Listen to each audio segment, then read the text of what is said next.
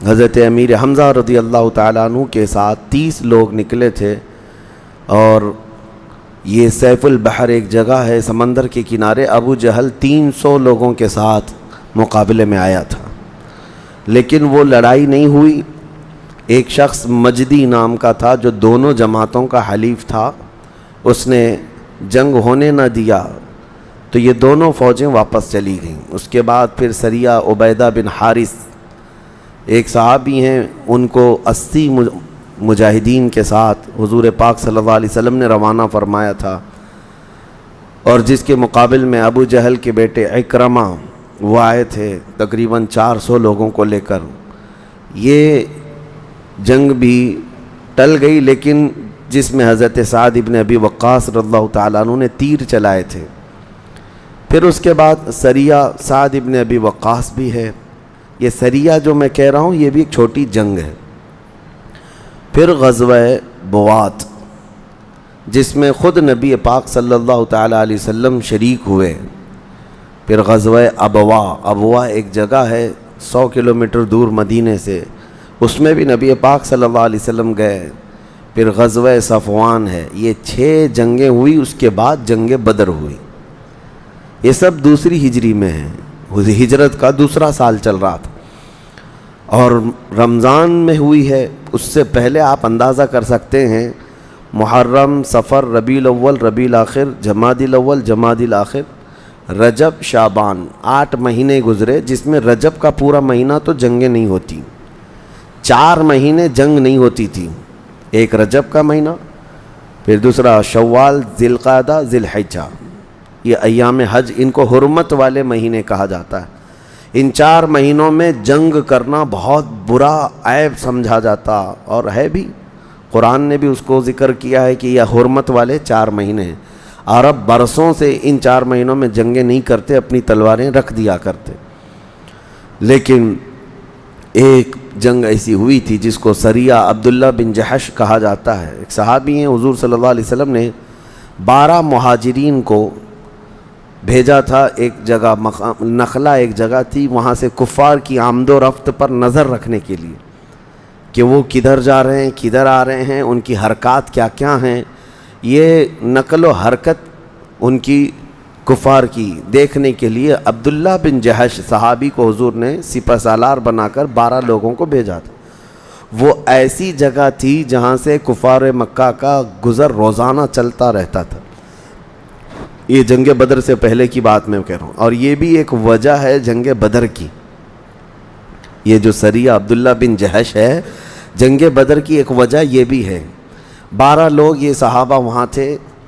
اب اس میں ایک دن ایسا ہوا کہ مکہ کے 2 نامی گرامی لوگ، جس میں عبداللہ حضرمی کا بیٹا عمر، اور ایک دوسرا پہلوان کا بیٹا، اور ایک مغیرہ کا پوتا، یہ لوگ وہاں سے گزر رہے تھے. انہوں نے دیکھ کر کے پہچان لیا کہ یہ مدینے سے آئے ہیں، اور آپس میں انہوں نے کہا کہ یہ ہماری جاسوسی پر ہیں، اگر ان کو ہم نے نہیں مارا تو یہ ہماری خبریں مدینے پہنچائیں گے.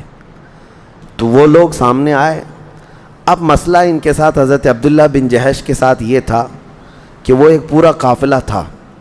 عمر الحضرمی کا جو ہے قافلہ تھا پورا، وہ تجارت کا قافلہ لے کر مکہ جا رہا تھا. لیکن اس نے بیچ راستے میں ہی اپنے ساتھیوں سے کہا یہ جو 12 لوگ یہاں بیٹھے ہیں یہ جاسوسی کر رہے ہیں ہمارے، اگر ان کو چھوڑ دیا جائے تو یہ مدینے ہماری خبریں پہنچائیں گے، لہٰذا ان کے ساتھ کچھ کرنا چاہیے. حضرت عبداللہ بن جحش کو یہ خبر مل گئی کہ یہ قافلے والوں نے ہم پر نظر ڈال لی. اب کیا کریں؟ مسئلہ یہ تھا کہ رجب کی آخری تاریخ تھی، جنگ حرام ہے، جنگ کرنا اس میں حرام ہے، حرمت والا مہینہ چل رہا ہے. تو حضرت عبداللہ بن جحش نے ساتھیوں سے مشورہ کیا، 2 میں سے ایک آپشن ہے ہمارے پاس. اگر ہم نے لڑائی نہیں کی تو یہ ہم سب کو گرفتار کر کے مکہ لے جائیں گے، ہم 12 لوگوں کو قیدی بنا کر کے مار ڈالیں گے. یا اگر ہم جنگ کرتے ہیں تو رجب کے مہینے میں جنگ کرنے کا گناہ اٹھانا پڑے گا. 2 میں سے ایک ہے. پھر اس بات پر اتفاق ہو گیا نہیں، جان بچانا فرض ہے، ہم لڑیں گے اور اپنی جان بچائیں گے اور حرمت والے مہینے کا جو کفارہ ہوگا وہ ادا کریں گے اور بارگاہ مصطفیٰ میں اس مسئلے کو رکھیں گے۔ تو انہوں نے پیغام آنے کا انتظار نہیں کیا اور اس قافلے کے ساتھ لڑ پڑے جو تجارت کا قافلہ آیا تھا۔ تو یہ 12 مجاہدین جو صحابہ تھے اس پورے تجارتی قافلے میں جتنے تھے جو لڑنے کے لیے کھڑے ہو چکے تھے، ایسی لڑائی کی کہ ان سب کو مار ڈالا۔ عمر الحضرمی، مغیرہ کا پوتا، سب کے سب موت کے گھاٹ اتر گئے۔ اور یہ پہلی جنگ ہے جس میں موت ہوئی، یعنی اس سے پہلے تیر بازی ہوئی، تلواریں ہوئی، لیکن جنگیں نہیں ہوئی تھیں باضابطہ۔ یہ سریہ عبداللہ بن جحش جس میں 3 لوگ مارے گئے تھے، بڑے بڑے جو ہیں وہ کفار کے نامی گرامی لوگوں کے بیٹے تھے۔ اور اس کے بعد حضرت عبداللہ بن جحش کے ہاتھ میں یہ مال غنیمت بھی آیا اور سب لے کر کے مدینے آ گئے۔ حضور صلی اللہ علیہ وسلم سے معاملہ عرض کیا کہ ایسا ایسا معاملہ ہوا ہے، رجب کی آخری تاریخ تھی۔ تو اب حضور پاک صلی اللہ تعالیٰ علیہ وسلم نے فرمایا تم نے جو کیا وہ بالکل ٹھیک ہے، اس لیے کہ تمہاری جان کی حفاظت یہاں بہت ضروری تھی، تم رسول اللہ کی اطاعت میں تھے۔ اب یہ رجب کی تاریخ ختم ہو گئی، شعبان آیا، مکہ میں یہ خبر پھیل گئی، عمر حضرمی مارا گیا ہے، مغیرہ کا پوتا مارا گیا ہے، فلاں بن فلاں مارا گیا ہے۔ مکہ میں کھلبلی مچ گئی کہ اتنے بڑے بڑے گھر والوں کو مدینے سے چند لوگ آ کر مار گئے، حالانکہ وہ مارنے کے لیے نہیں آئے تھے لیکن وہ اپنی جان بچانا چاہ رہے تھے۔ یہ مکہ کا جو قافلہ تجارت کا تھا یہ خود زبردستی اترے مقام نخلا میں اور رسول اللہ کے یہ 12 صحابہ کو مارنا چاہتے تھے لیکن خود مر گئے۔ بات یہی تھی۔ اب مکہ والوں میں انتقام کی آگ بھڑک گئی، کہا کہ انہوں نے ہمارے بیٹوں کو مارا ہے، اب ہم بدلہ لیں گے۔ اسی بدلے کی آگ میں وہ 1000 لوگوں کو لے کر کے رمضان میں بدر تک آئے۔ تو سریہ عبداللہ بن جحش جو ہے وہ بھی ایک سبب تھا جنگ بدر کا۔ جنگ بدر میں وہ اپنے بدلہ لینے کے لیے آئے تھے۔ اب جو جنگ بدر ہوئی اس کی تفصیلات میں نے آپ کو بتا دیا ہے، کیسے کیسے ہوئی، اس جنگ میں کیا کیا معاملات ہوئے۔ بہرحال 17 رمضان المبارک 2 ہجری کو جنگ بدر واقع ہوئی۔ اس میں نبی پاک صلی اللہ تعالیٰ علیہ وسلم کا ایک عظیم درس ملتا ہے۔ میں آپ کو بتاؤں، 2 صحابہ جو جنگ بدر میں شریک نہیں تھے، مدینے سے آئے نہیں تھے، ایک حضرت حذیفہ اور ایک دوسرے صحابی ہیں، یہ کہیں دوسری جگہ سے آ رہے تھے بدر میں جانے کے لیے۔ بیچ راستے میں کافروں کی ایک جماعت نے ان کو پکڑ لیا، وہ بھی بڑے بڑے لوگ تھے کفار۔ یہ دونوں صحابہ کو پکڑ لیا اور کہا کہاں جا رہے ہو؟ یقیناً تم محمد صلی اللہ علیہ وسلم اور ان کے ساتھیوں کی مدد کرنے کے لیے بدر میں جا رہے ہو، جنگ میں۔ حضرت حذیفہ اور ان کے جو ساتھی تھے، ظاہر سی بات ہے جا تو وہاں رہے تھے، انہوں نے کہا ہم جا تو رہے ہیں۔ تو ان کافروں نے کہا کہ اسی شرط پر تم کو چھوڑا جا سکتا ہے کہ تم جنگ میں ان کی مدد کے لیے نہیں جاؤ گے، ورنہ ہم یہاں تمہیں مار ڈالیں گے۔ تو انہوں نے وعدہ کر لیا، حضرت حذیفہ نے وعدہ کر لیا کہ ٹھیک ہے میں وعدہ کرتا ہوں کہ وہاں بدر میں مدد کے لیے نہیں جاؤں گا۔ ان کی جان چھوڑ دی گئی۔ بدر کے میدان میں جب صف آرائی ہو رہی تھی، عین لڑائی کے وقت یہ دونوں صحابہ میدان بدر میں آ گئے، لیکن رسول کریم صلی اللہ تعالیٰ علیہ وسلم سے انہوں نے آ کر عرض کیا کافروں کی ایک جماعت نے ہمیں گرفتار کیا اور زور زبردستی ہم کو وعدہ لیا کہ تم اگر مدد کے لیے جاؤ گے تو ہم تمہیں مار ڈالیں گے یہیں پر، یا وعدہ کرو کہ اگر ان کی مدد کے لیے نہیں جا رہے ہو تو ہم تمہاری جان چھوڑ دیں گے۔ نبی پاک صلی اللہ تعالیٰ علیہ وسلم نے جیسی یہ سنا، صفوں سے ان دونوں صحابہ کو الگ کر دیا اور فرمایا ہم عہد کے پابند لوگ ہیں، چاہے دنیا میں کسی سے بھی عہد کیا جائے اس کو پورا کرنا محمد عربی کے غلاموں کا کام ہے۔ دنیا میں کون ہے آج جو جنگ کے میدان میں سے حضور صلی اللہ علیہ وسلم نے دونوں صحابہ کو الگ کر دیا، کہا جن سے وعدہ کیا ہے اگرچہ وہ کفار کی جماعت ہے لیکن ہم عہد و پیمان والے لوگ ہیں، تو ان دونوں کو جنگ بدر میں شریک ہونے نہیں دیا حضور پاک صلی اللہ علیہ وسلم نے آخری تک کہ تم نے جو وعدہ کیا اس کو برقرار رکھو۔ جنگ بدر کے اور بھی بہت سارے اہم پیغامات ہیں۔ جب یہ ختم ہو گئی تو واپس جب بدر کے لوگوں کو لے کر حضور صلی اللہ تعالیٰ علیہ وسلم تشریف لا رہے تھے مدینے کی طرف، 3 دن تک بدر کے میدان میں آپ نے قیام فرمایا، اور وادی صفرا ایک جگہ ہے، وہاں پر مال غنیمت سب کو تقسیم کیا۔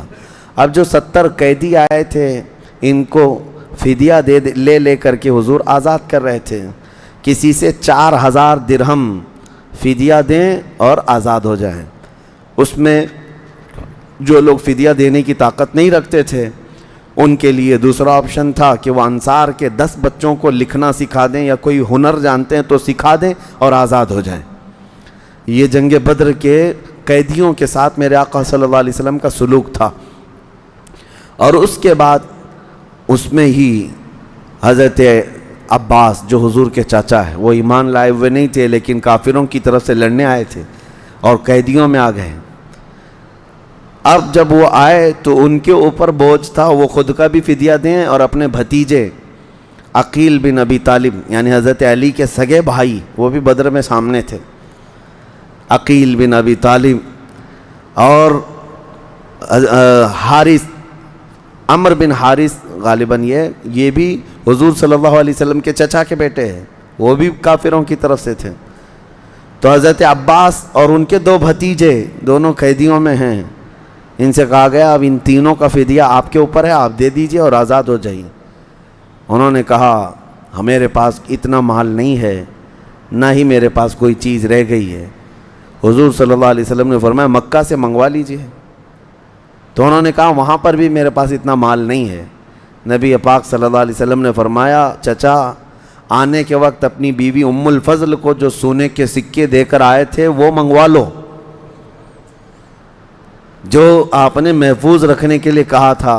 حضرت عباس اس وقت کیا کہتے ہیں، قسم اس رب ذوالجلال کی جس نے آپ کو حق کے ساتھ نبی بنا کر بھیجا ہے، یہ راز میرے اور میری بیوی کے علاوہ کوئی نہیں جانتا تھا، اور کوئی غیب کیا تم سے نہاں ہو بھلا، یہ میرے مصطفیٰ کا علم تھا۔ حضرت عباس نے تینوں کا فدیہ ادا کیا اور اس کے بعد پھر مسلمان بھی ہو گئے۔ اسی میں یہ جنگ کی جو اگر عجائبات بتاؤں تو بہت طویل ہے کہ یہ جنگ دنیا کی ایسی جنگ ہے جس میں آمنے سامنے لوگوں کا بڑا امتحان تھا۔ ادھر ماموں ہے سامنے بھانجا ہے، ادھر چاچا ہے سامنے بھتیجا ہے، ادھر بھائی ادھر بھائی، ادھر باپ ادھر بیٹا، پورے کے پورے رشتے۔ حضرت ابوبکر ادھر ہیں، بیٹا ادھر ہے، حضرت عمر ادھر ہیں، ماموں ادھر ہے۔ حضرت عمر رضی اللہ تعالیٰ عنہ کا سگا ماموں ہے ابو جہل، ایک دو نہیں، خود رسول کریم صلی اللہ علیہ وسلم کے داماد ابو العاص حضرت زینب کے شوہر جنگ بدر کے کافروں میں ہے۔ حضور صلی اللہ علیہ وسلم کی بڑی بیٹی حضرت زینب جن کے نکاح میں تھے ابو العاص، وہ ایمان لائے نہیں تھے کیونکہ ان کا نکاح ہجرت سے پہلے ہی مکہ میں ہو گیا، اور حضرت زینب تو اسی وقت ایمان لائی تھیں جب حضور نے اعلان فرمایا۔ ابو العاص نے کیا کیا، ایمان بھی نہیں لایا اور اپنی بیوی کو چھوڑا بھی نہیں، حالانکہ حضور کی 2 بیٹیاں حضرت رقیہ اور حضرت ام کلثوم، یہ دونوں جو ہیں پہلے حضرت عثمان کے نکاح میں نہیں تھی، عتبہ اور شیبہ کے نکاح میں تھیں، اور ان دونوں نے حضور کے اعلان نبوت کے بعد دونوں کو اپنی بیویوں کو طلاق دے دیا، حضور کی بیٹیوں کو، اور جب وہ طلاق ہو کر گھر میں آئیں تو حضرت عثمان غنی نے حضرت رقیہ سے نکاح کیا تھا، اور پھر ان کے انتقال کے بعد حضرت ام کلثوم سے نکاح کیا۔ تو کفار میں اس وقت ابو العاص بھی آئے۔ اب ہوا یہ کہ قیدیوں میں گرفتار ہو کر کیا ہے، داماد ہے نبی پاک صلی اللہ علیہ وسلم کا، لیکن انصاف سب کے ساتھ برابر کا ہے۔ اب ان کے فدیہ دینے کا وقت آیا تو ان کے پاس کوئی چیز نہیں تھی، انہوں نے پیغام بھیجا حضرت زینب کو کہ کچھ مال دے کر کے بھیجے، میں پکڑا گیا ہوں۔ تو حضرت زینب کے پاس ان کی ماں کا دیا ہوا ایک قیمتی ہار تھا، حضرت خدیجہ کا شادی میں دیا ہوا ہار تھا، اور وہ بڑا قیمتی ہار تھا۔ انہوں نے وہ ہار بھیجوایا اپنے شوہر کے آزادی کے لیے۔ جب ابو العاص وہ ہار لے کر کے آئے، نبی پاک صلی اللہ علیہ وسلم دیکھتے ہی حضور کی آنکھوں میں آنسو آ گئے کہ یہ میری شریک حیات خدیجۃ الکبریٰ کا یہ ہار ہے جو اپنی بیٹی کو دیا تھا۔ اور اس کے بعد صحابہ کرام کو بلاتے ہیں اور پوچھتے ہیں کیا تمہارا مشورہ ہے اس بارے میں کہ یہ میری عزیز ترین زوجہ خدیجہ کا ہار ہے جو اس نے اپنی بیٹی کو نکاح میں دیا تھا، اگر تم چاہو تو میں اپنی بیٹی کو یہ ہار واپس کروں، یہ نہیں کہ میں جو چاہوں کر لوں۔ یہاں پر صحابہ اکرام سے مشورہ لینا، حضور اس کے محتاج نہیں تھے، لیکن انصاف کا ترازو قائم کرنا تھا۔ سارے صحابہ نے کہا یا رسول اللہ صلی اللہ علیہ وسلم، ہماری ساری خواہشیں آپ کی خواہش پر قربان ہیں، آپ کی رضا پر قربان ہیں۔ حضور نے ابو العاص کو وہ ہار واپس کیا اور آزاد بھی کیا، وہ گئے مکہ واپس۔ اور اس کے بعد ہوا یہ کہ ابھی بھی ایمان لائے نہیں تھے، لیکن ایک بار مکہ سے تجارت کے لیے کہیں ملک شام گئے اور واپسی میں آ رہے تھے، پھر ایک جگہ مٹ بھیڑ ہو گئی صحابہ کے ساتھ، کیونکہ وہ ایسا قافلہ تھا جو دشمن قافلہ تھا اور صحابہ سے لڑ رہا تھا مدینے کے باہر، اس میں پھر ابو العاص سامنے ہے۔ ہوا یہ کہ دوبارہ وہ ہار گئے، وہ قافلہ بھی جو ہے صحابہ کے ہاتھ میں آ گیا، پھر گرفتار کر کے مدینے لے کر آئے۔ داماد دوسری بار گرفتار ہو کر مدینے آئے۔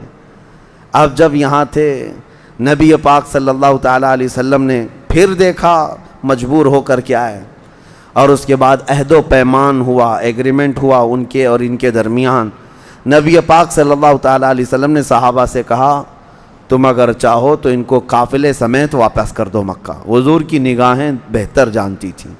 صحابہ نے وہ پورا قافلہ ابو العاص کے حوالے کر دیا، وہ صحیح سلامت مکہ آ کر کے جس کا نفع تھا، جس کا تجارت میں نفع تھا، سب کا حصہ دے دیا، اور اس کے بعد خانہ کعبہ کے پاس آ کر کے بلند اعلان سے کہا کہ لوگوں گواہ ہو جاؤ میں اسلام قبول کرتا ہوں، اس لیے کہ میں نے محمد عربی صلی اللہ علیہ وسلم سے زیادہ اس روئے زمین پر انصاف کرنے والا کسی کو نہیں دیکھا، اور میں اسلام بہت پہلے ہی لاتا، لیکن لوگ مجھے یہ طعنہ نہ دے دیں کہ مکہ سے مال لے کر چلا گیا مدینے اور مال نفع کمایا اور ہم سب کا مال دینا پڑے گا، اس لیے اس نے اسلام قبول کر لیا۔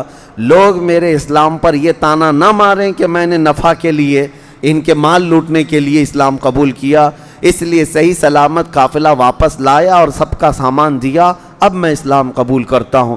اس کے بعد پھر اپنی زوجہ حضرت سیدہ زینب رضی اللہ تعالیٰ عنہ کو لے کر خود مدینہ طیبہ ہجرت کر کے آ گئے۔ یہ دوسری ہجری کا ہے۔ اب جو بدر کے انجام تھے اس میں ابو جہل مارا گیا، بڑے بڑے کافر مارے گئے۔ اب جب نبی پاک صلی اللہ علیہ وسلم واپس تشریف لا رہے تھے، مکہ کی حالت ایسی تھی کہ کسی کو رونے کی اجازت نہیں تھی، کہ بدر میں جو لوگ مرے ہیں ان کے غم میں کسی کو رونے کی اجازت نہیں تھی، اس کو برا سمجھتے تھے لوگ کہ ہار گئے اور اس کے بعد پھر اپنے بیٹوں کے اور اپنے بھائیوں کے موت پر رو رہے ہیں، کسی کو رونے کی اجازت نہیں تھی، ایسے حالات تھے۔ اور اس جنگ میں ابو لہب نہیں آیا تھا جو پکا گستاخ ہے، وہ آیا نہیں تھا، لیکن اس نے بدر کے حالات اتنے سنے کہ بیمار ہو گیا کہ ایسے مارا ہے، ایسے مارا ہے، ویسے مارا ہے۔ وہ سن کر کے بیچارہ بیمار ہو گیا کہ ہمارے مکہ کے لوگ ایسے مارے گئے بدر میں، اور جس کو کہتے ہیں بہت زیادہ صدمہ لے لیا، اور اس کے بعد بیماری ایسی لگ گئی کہ بدن میں چیچک پڑ گئے۔ اور چیچک کی بیماری کو عرب لوگ بہت منحوس بیماری سمجھتے تھے، اور اسی بیماری میں ابو لہب کی موت ہو گئی۔ اور موت ہونے کے بعد وہاں پر اپشگن سمجھا جاتا تھا، چیچک میں مرا ہوا آدمی جو ہے اس کو یہ سمجھا جاتا تھا کہ اس کے ذریعے سے اب سب کو بیماری پھیلے گی۔ آج ہمارے ہاں بھی بیچارے جو ہندو لوگ ہیں وہ بہت ساری ایسی موتوں کو ہاتھ بھی نہیں لگاتے۔ بیچارے کورونا میں کتنے تو باپ ایسے چلے گئے، ان کا بیٹا کوئی پکڑنے بھی نہیں آیا۔ اسلام میں یہ نہیں ہے میرے عزیزو، چاہے وہ کسی بھی طرح کی موت میں مرے۔ الحمدللہ میں نے دیکھا ہے، میرے ایک ساتھی ہیں، میرے سے جونیئر ہیں اگرچہ، وہ انگلینڈ میں رہتے ہیں، لیکن تقریباً 200 سے زیادہ باڈی ایسی جو کرونا میں ختم ہو چکے تھے، ان کو اپنے ہاتھوں سے نہلایا بھی ہے، کفنایا بھی ہے اور دفنایا بھی ہے۔ حافظ قرآن ہیں، یہ اور بات ہے کہ لندن میں رہتے ہیں جو بھی ہیں، لیکن اسلام ساتھ میں ہے، جس کی وجہ سے اسلام نے یہ ہمیں درس دیا ہے کہ اپنی میتوں کا احترام کرو۔ اپنی میت، کیا ہمارے ہاں ایکسیڈنٹ ہو کر کے پھٹ جاتے ہیں ان کو نہیں غسل دیا جاتا؟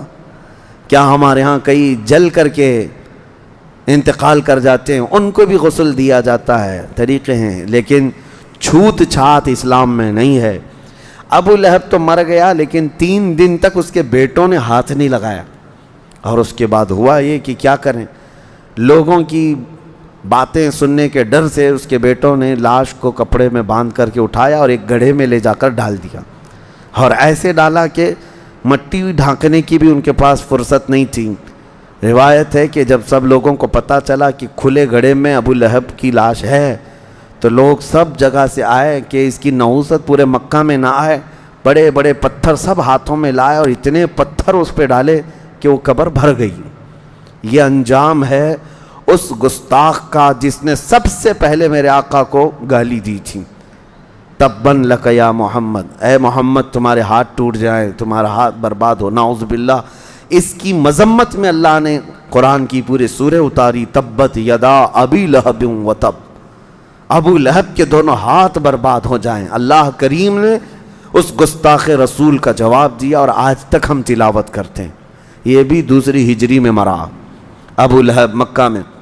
اس کے بعد جو بدر کے بعد کے جو حالات ہیں، نبی پاک صلی اللہ علیہ وسلم مدینے جب تشریف لائے، کل میں نے سہون یہ کہا تھا حضرت فاطمہ الزہرا رضی اللہ تعالیٰ عنہا کی شادی حالانکہ وہ بدر کے بعد ہوئی اور 2 ہجری میں ہوئی، اور حضرت مولا کائنات علی مرتضیٰ رضی اللہ تعالیٰ عنہ کے ساتھ جو نکاح ہوا مسجد نبوی میں نہایت سادگی کے ساتھ نکاح ہوا۔ ایک صحابی ہیں، انہوں نے اپنا مکان تحفے میں دیا کہ رسول اللہ کی لخت جگر اور ان کے داماد یہ رہیں۔ وہ مکان کہاں دیا گیا تھا؟